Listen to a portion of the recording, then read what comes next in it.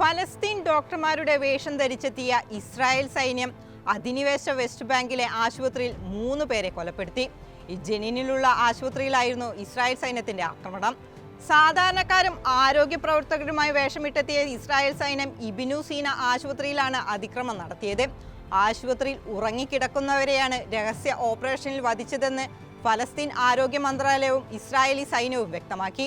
ചൊവ്വാഴ്ച രാവിലെ ജനീനിലെ ഇബ്നു സീന ആശുപത്രിയിൽ ഇസ്രായേൽ അധിനിവേശ സൈന്യം നടത്തിയ വെടിവെപ്പിൽ 3 യുവാക്കൾ രക്തസാക്ഷികളായി എന്നായിരുന്നു റാമല്ലയിലെ ആരോഗ്യ മന്ത്രാലയം വ്യക്തമാക്കിയത്.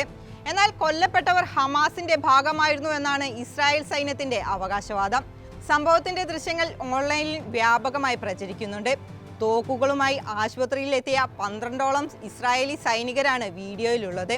ഇവരിൽ 3 പേർ സ്ത്രീ വേഷത്തിലും 2 പേർ ഡോക്ടർമാരുടെ വേഷത്തിലുമായിരുന്നു. ഒരാളുടെ കയ്യിൽ വീൽചെയറും ഉണ്ടായിരുന്നു. കാലുകൾ തളർന്ന് ചികിത്സയിലായിരുന്ന യുവാവിനെയും സഹോദരനെയും സുഹൃത്തിനെയുമാണ് ഇസ്രായേൽ സൈന്യം വധിച്ചത്. മുഹമ്മദ് ജലാംനഹ്, സഹോദരങ്ങളായ ബാസിൽ അൽ ഗവാസി, മുഹമ്മദ് അൽ ഗവാസി എന്നിവരാണ് കൊല്ലപ്പെട്ടതെന്ന് ഇസ്രായേൽ സൈന്യം പറഞ്ഞു. ജനീനിൽ മാസങ്ങൾക്ക് മുൻപ് നടന്ന മിസൈൽ ആക്രമണത്തിൽ പരിക്കേറ്റ് ചികിത്സയിലായിരുന്നു ബാസിൽ.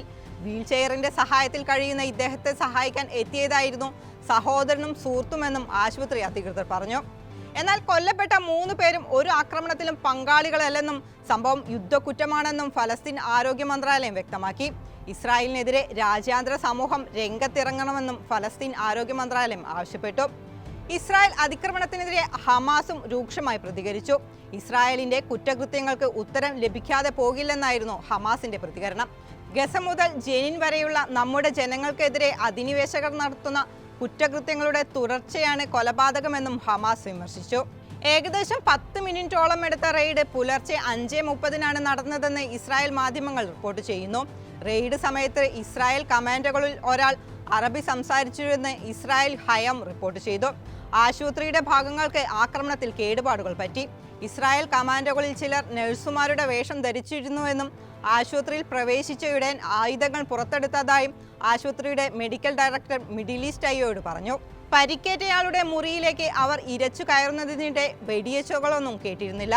കുറച്ച് മിനിറ്റുകൾക്ക് ശേഷം അവർ പിൻവാങ്ങി. തുടർന്ന് ആശുപത്രി ജീവനക്കാർ 3 യുവാക്കളെ രക്തത്തിൽ കുളിച്ച നിലയിൽ കണ്ടെത്തി. തലയിൽ വെടിയുണ്ടകളും കണ്ടെത്തി, അദ്ദേഹം പറഞ്ഞു.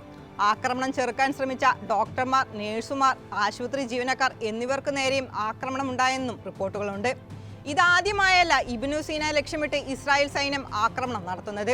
നവംബറിൽ സൈന്യം ആശുപത്രി വളയുകയും ഉപരോധിക്കുകയും ചെയ്തിരുന്നു.